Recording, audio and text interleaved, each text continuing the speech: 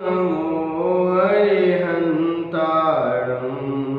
ॐ नमो सिद्धाणम् ॐ नमो आयर्याणम् ॐ नमो वज्रायाणम् ॐ नमो लोय सवसाहुणम् ॐ नमो लोय सवसाहुणम्। आपने आपको आप में वर लिया, चेतना को स्वयं ही प्रखर कर लिया। वीतरागे प्रभु हे महावीर जिन, आदिनाथ प्रभु तुम हो तारण तरण। आपके द्वै चरण में विनम्र नमन, आपके द्वै चरण में विनम्र नमन। यस्य स्वयं स्वभावाप्ति रवावे कृष्ण कर्मणः, तस्मै संज्ञान रूपाय नमोस्तु परमात्मने, नमोस्तु परमात्मने। जय बोले अनंतानंद सिद्ध परमेश्वर भगवान की जय। प्रथम तीर्थंकर श्री ऋषभनाथ भगवान की जय। धर्म तीर्थ शास्त्र नायक अंतिम तीर्थंकर भगवान महावीर स्वामी की जय। आचार्य भगवंत गुरु श्री पूज्यपाद स्वामी की जय। आचार्य भगवंत गुरु श्री विराट सागर जी गुरुदेव की जय। मम दीक्षा गुरु आचार्य भगवंत गुरु श्री विनम्र सागर जी गुरुदेव की जय। मथुरा सिद्ध क्षेत्र की जय। विनम्र सागर जी महाराज की जय। आइए आचार्य भगवंत पूज्यपाद स्वामी जिनकी है कृति जो जन जन को प्रिय लगने वाली कृति, वह इष्टोपदेश जिसके माध्यम से आचार्य भगवंत विगत दिन से अपनी भी चर्चा कर रहे थे। आज आचार्य भगवंत वह चर्चा जो आध्यात्म स्वरूप में तत्पर रहने वाले को क्या करना चाहिए, जो अपनी आत्मा में तल्लीन रहना चाहते हैं, जो अपनी आत्मा में लवलीन रहना चाहते हैं, उन्हें क्या करना चाहिए, उनके करने योग्य क्या सामग्री है और वह अपनी आत्मा तक कैसे पहुंच सकते हैं। आइए उसी के माध्यम से आज आचार्य भगवंत अपनी भी चर्चा रखेंगे। आइए पहले गाथा पढ़ते हैं। आत्मानुष्ठान निष्ठस्य व्यवहारावहिस्थिते, जायते परमानंद कश्चिद् योगेन योगिनः। यहाँ पर पूज्यपाद स्वामी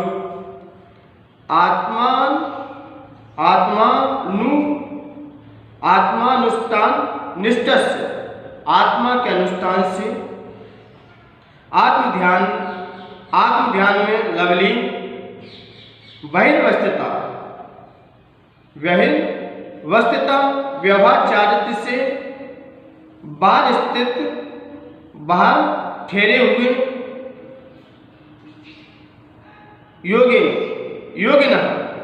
योगी मुनि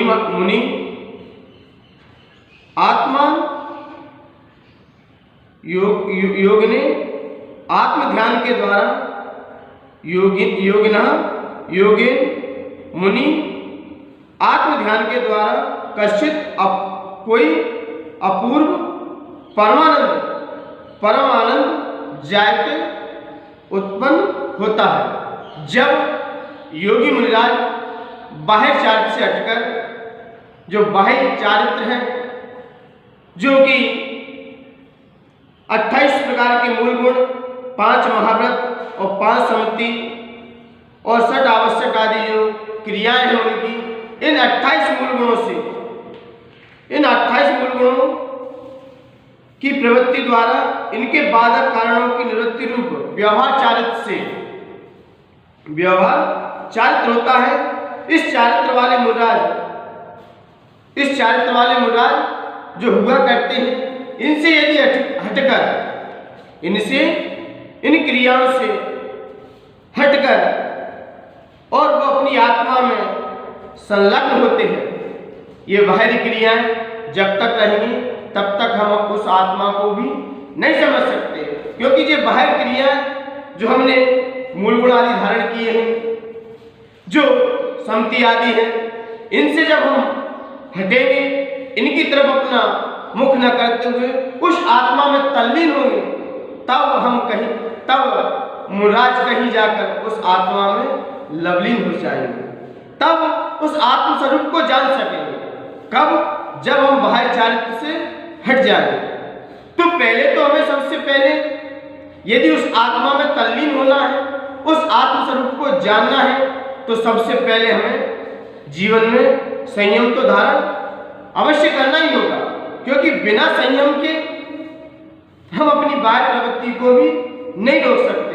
क्योंकि बाह्य प्रवृत्ति का रोकने का मार्ग यही है, सिर्फ हम क्या संयम को धारण करें, जीवन में संयम को अपनाएं, और संयम को अपनाकर जब हमारी ये बाह्य व्यापार रुक जाएंगे, जो बाह्य व्यापार विषय भोग के जब तक हमारे व्यापार नहीं रुकेंगे, तब तक हम उस आत्म स्वरूप को भी नहीं समझ सकते।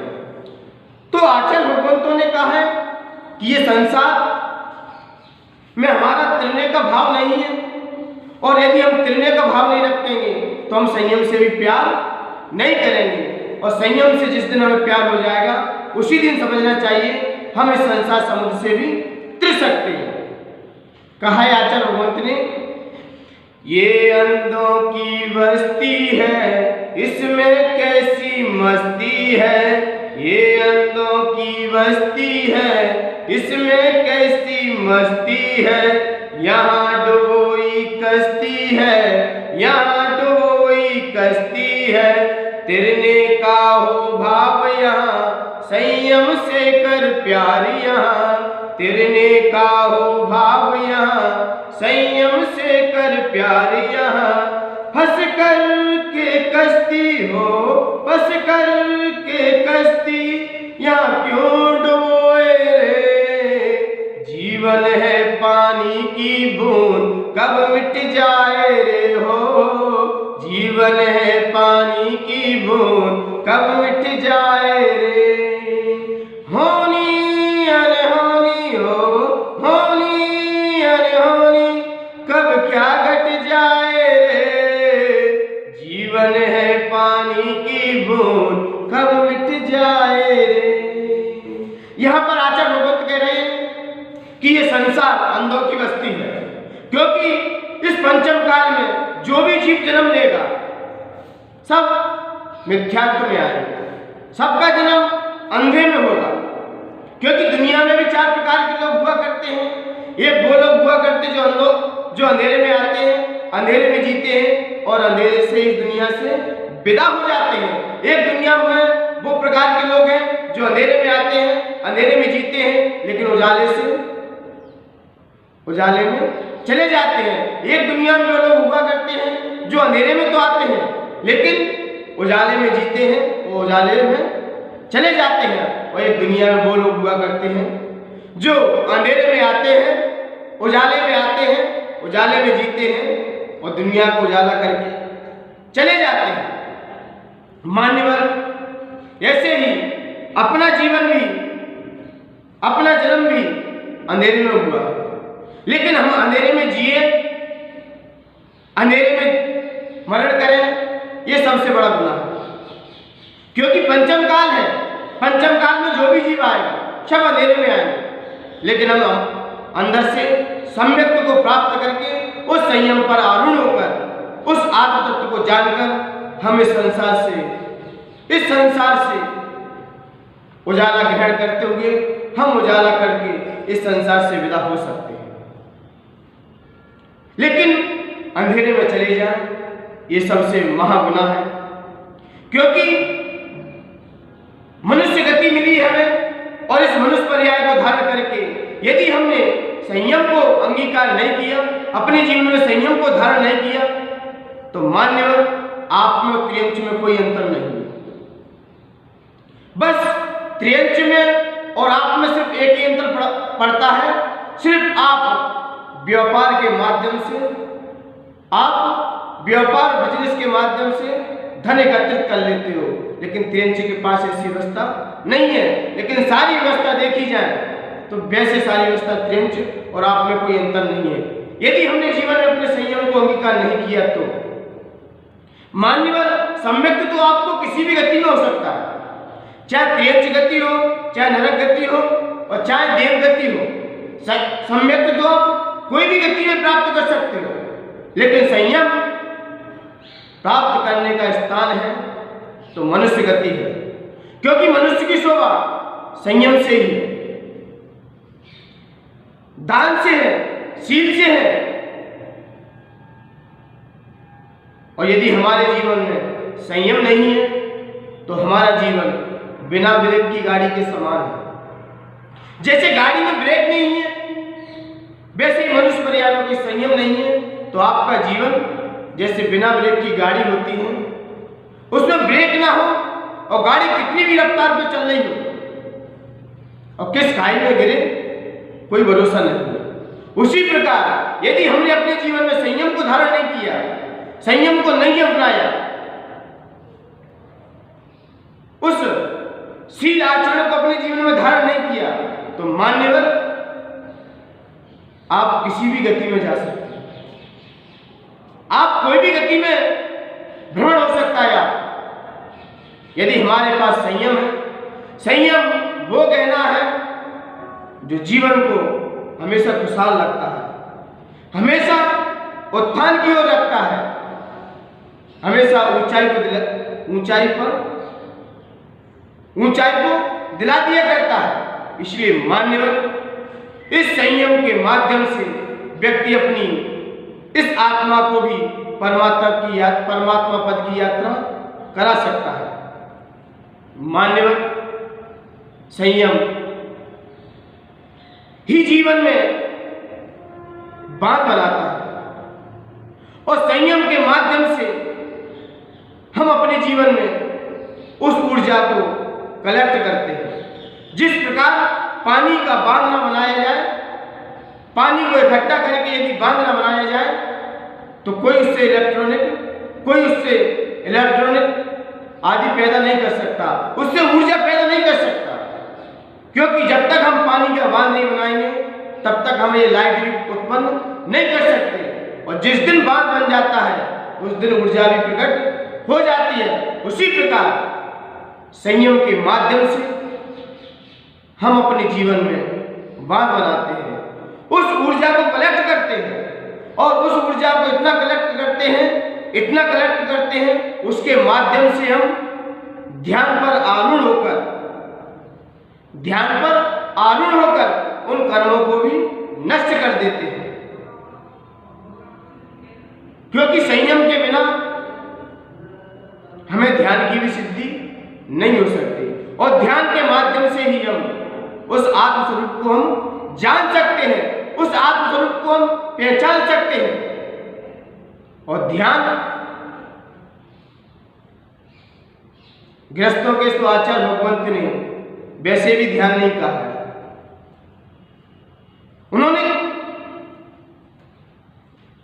ज्ञानार्णव ग्रंथ के अंदर एक बात लिखी, उन्होंने ज्ञानार्णव ग्रंथ है उसमें एक बात लिखी आचार्य भगवंत ने, जो कि रचयिता उसके आचार्य भगवंत शिवचंद्र स्वामी, जिन्होंने ज्ञानार्णव ग्रंथ लिखा और उसमें कहा कि ध्यान की सिद्धि, ये ध्यान की परिपक्वता हमारे अंदर जब ही आ सकती है जब हमारे पास संयम हो। और गृहस्थों के ध्यान उसी प्रकार बतलाया कि हम मान सकते हैं बंध्या स्त्री पुत्र को जन्म दे सकती है, बंध्या स्त्री पुत्र को जन्म दे सकती है और आकाश से पुष्पों की वर्षा हो सकती है और गधे के सींग एक बार आ सकते हैं। लेकिन गृहस्थों के ध्यान हो जाए, गृहस्थों के आत्म अनुभव हो जाए गृहस्थ अपनी आत्मा में तल्लीन हो जाए, ये मैं नहीं मान सकता। क्योंकि आचार्य भगवंत ने कई ग्रंथों के अंदर कह दिया है कि इनके गृहस्थों के धर्म ध्यान तो हो सकता है, क्या इनके धर्म ध्यान भी नहीं बताया। धर्म ध्यान की यदि पराकाष्ठा देखनी है तो आचार्य भगवंत ने वास्तविक धर्म ध्यान 7वें गुणस्थान से बताया। 7वें गुणस्थान से धर्म ध्यान की परिपक्वता आती है। मूल रूप से धर्म ध्यान होता है तो 7वें गुणस्थान से होता है, और उपचार से आचार्य भगवंतों ने कह दिया कि 4 से लेके 6वें तक धर्म ध्यान उपचार से कहा है।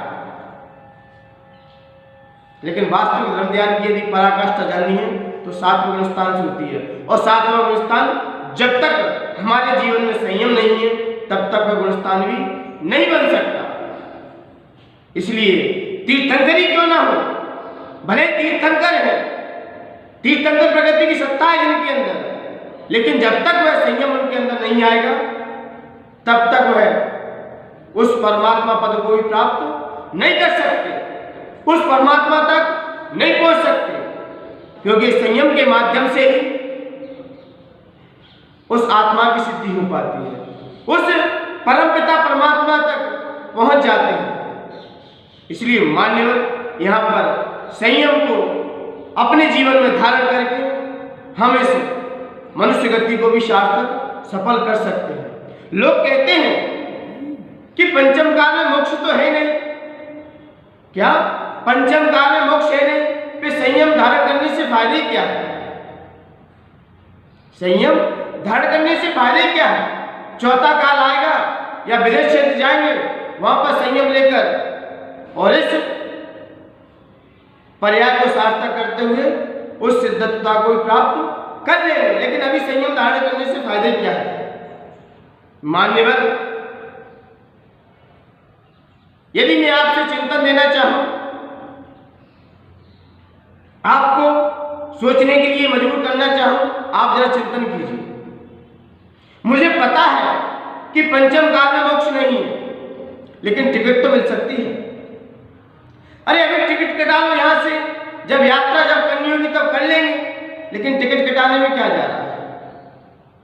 मैं मानता हूं कि फल वृक्ष पे समय पर लगते हैं। जब काल आता है, जब सीजन आता है, तभी वृक्ष पर जाके फल लगते हैं। आम्र की गोल बसंत ऋतु में ही आती, मुझे पता है, लेकिन उसके पहले जो वृक्ष खड़े हुए हैं अब उन पर फल नहीं लग रहे, तो उनको क्या किया जाए? वृक्षों को काटा जाए कि वहीं पर छोड़ दिया जाए? क्योंकि उन्हें फल तो है नहीं, धरती पर सिर्फ भारभूत है। क्या किसान उन वृक्षों को काट देता है क्या? उन वृक्षों को उखाड़ देता है क्या? नहीं, जब समय आएगा तब फल लग जाएंगे। तो ऐसे ही इस मनुष्य पर्याय में जब फल प्राप्त होगा तब हो जाएगा। लेकिन संयम से हम क्यों मुख मोड़े? संयम से हम अपना पीछा क्यों छोड़े? संयम से हम अपनी क्यों उस पराकाष्ठा को समझें? इसलिए मान्यवर, इस संयम को अपने जीवन में अंगीकार कीजिए, इस संयम को अपने जीवन में धारण कीजिए। और आचार्य भगवंत ने कह दिया है कि संयम के माध्यम से ही हम उस आत्म तत्व को जान सकते हैं। क्योंकि संयम के बिना हमारा जीवन बिना वृत्ति की समान है। यहाँ पर आचार्य भगवंत यहाँ पर अभी आपको संबोधन देंगे। आचार्य भगवंत का कहना है कि बाह्य चारित्र यदि आपने अंगीकार कर लिया है, आप उसको आत्म स्वरूप को जानना है, उस आत्म तत्व को जानना है, तो आचार्य भगवंत कह रहे हैं कि जब तक हम बाह्य संयम हमारे पास रहेगा, जब तक हम इन क्रियाओं में रहेंगे, तब तक हम उस आत्मा को भी नहीं जान सकते, उस आत्म स्वरूप को भी नहीं समझ सकते। क्योंकि जब तक हम उस आत्म स्वरूप को नहीं समझेंगे तो संयम लेने से फायदे क्या है? इस संयम को धारण करने से जीवन में औचित्य क्या है? संयम हमने किस लिए धारण किया? संयम ले लिया, फिर संयम धारण करने का फल ही क्या है? आपने बांध बना लिया, आपने पानी को इकट्ठा कर लिया, कलेक्ट कर लिया। अब उसका क्या करोगे? पानी का क्या करोगे? उसमें इलेक्ट्रॉनिक बनाएंगे, उससे ऊर्जा पैदा करेंगे। ऊर्जा कब पैदा होगी? जब हम अपने मन को एकाग्र करेंगे और मन को एकाग्र करके उस आत्म स्वरूप में जाएंगे। कब जाएंगे? जब हम समति और व्रतों में पालते रहेंगे, तब तक हम उस आत्मा को भी नहीं जान सकते। अब उसको जानने के लिए आचार्य भगवंतों ने कह दिया है, अब गुप्ती का प्रयोग कीजिए। अब समति का नहीं, अब गुप्ती में जाइए। गुप्ती का मतलब है अपने उस स्वरूप में जाइए, उस आत्म स्वरूप को जानिए। जब हम इन बाह्य क्रियाओं से हट जाएंगे, तब हम कहीं जाके उस आत्म स्वरूप को हम जान सकते हैं। जो व्यवहार चारित्र आपने धारण किया है, इससे हमको थोड़ा सा हटना पड़ेगा, और जैसे ही हटेंगे वैसे हमें उस आत्मा के स्वरूप का बोध होगा, भान होगा। आपने दूध देखा होगा,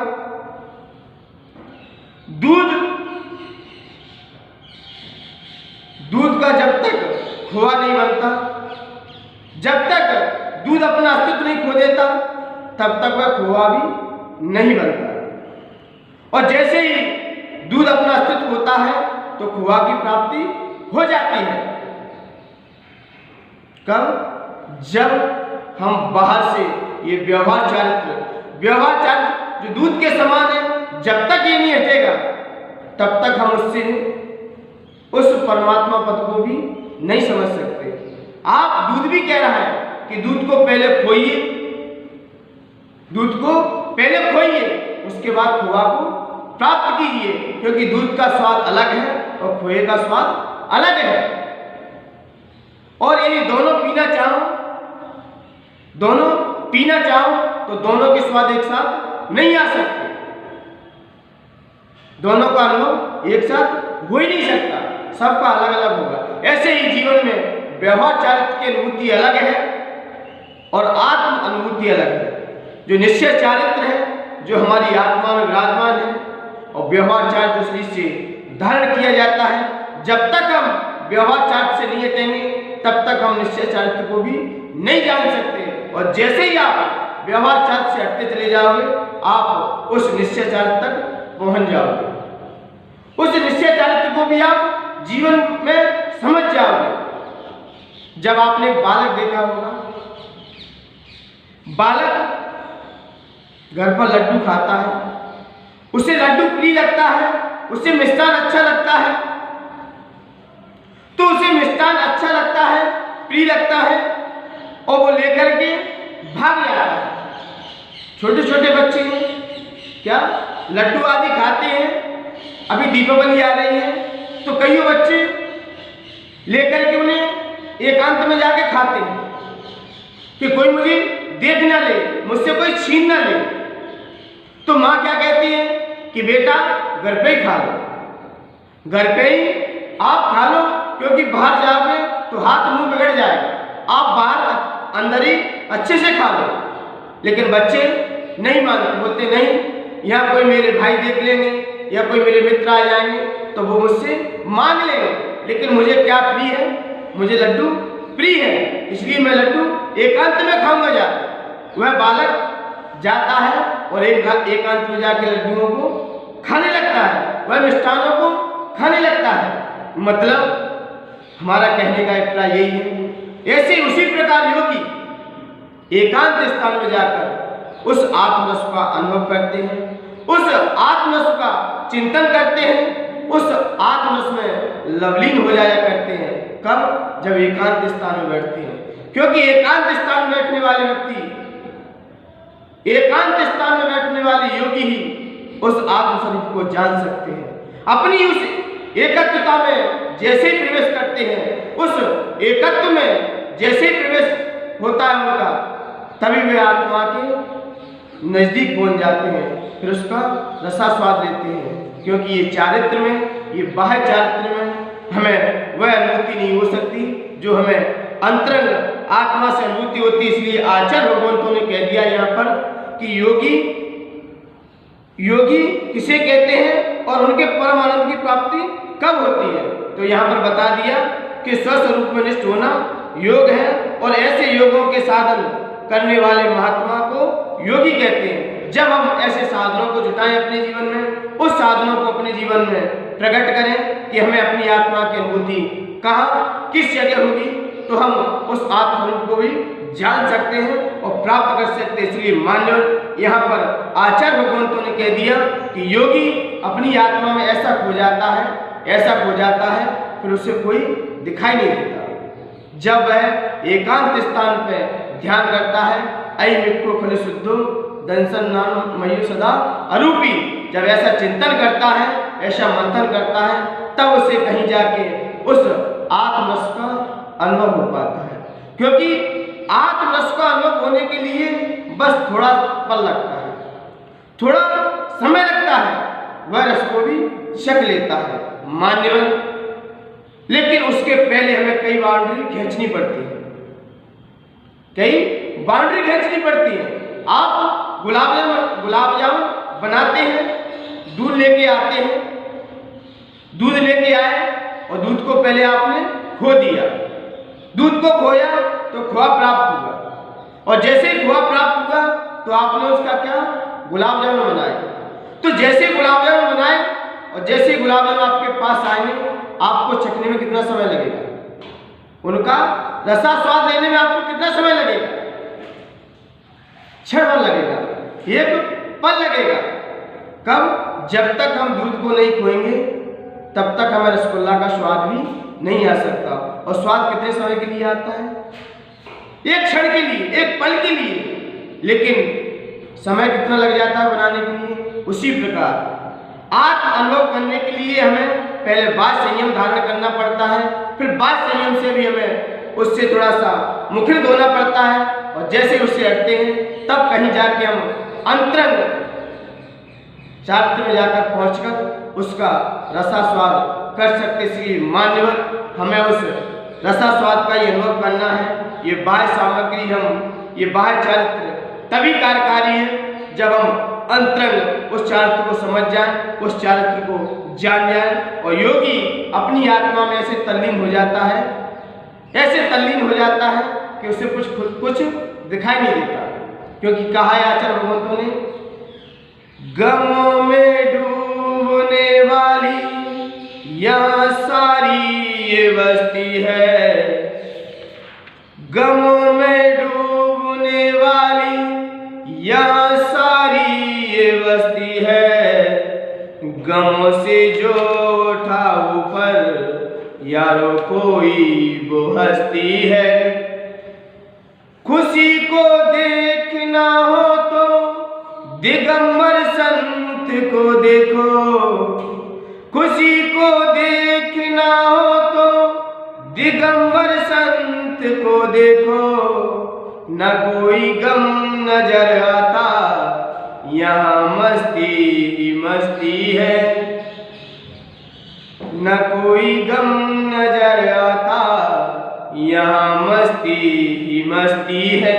योगी ही अपनी आत्मा में मस्त रहा करते हैं, यहाँ कोई उन्हें गम नजर नहीं आता। ये हमेशा अपनी उस आत्मा में तल्लीन रहा करते हैं और इतने लवीन हो जाया करते हैं। क्योंकि और भी महर्षियों ने भी अपनी बात को कि योगियों के वह आत्मा की अनुभूति होती है, उस चेतनता की ऐसी अनुभूति होती है, सो इंद्र नाग नरेंद्र व अहेमेंद्र के ना ही कहो। वह आत्मा की अनुभूति हम इंद्र धर्मेंद्र आदि लोगों के भी वो अनुभूति नहीं होती, जो अनुभूति एक योगी की होती है।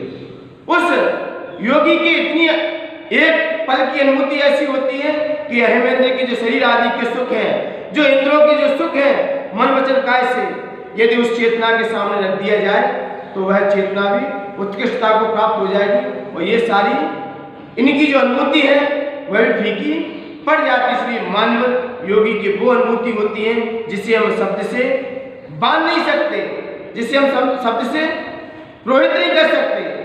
शब्दों से अपने कह नहीं सकते, उस प्रकार की योगियों की अनुभूति होती है। इसलिए आचार्य भगवंत ने आज अपने बीच ये चर्चा करते हुए कहा कि मुनिराज के जब आहार विहार शयन देववंदना स्वाध्याय उपदेश प्रवचन आदि कार्यों में लगे रहते हैं, तब तक उनके वह आत्मा की अनुभूति नहीं हो पाती। और जैसे ही इनसे हटते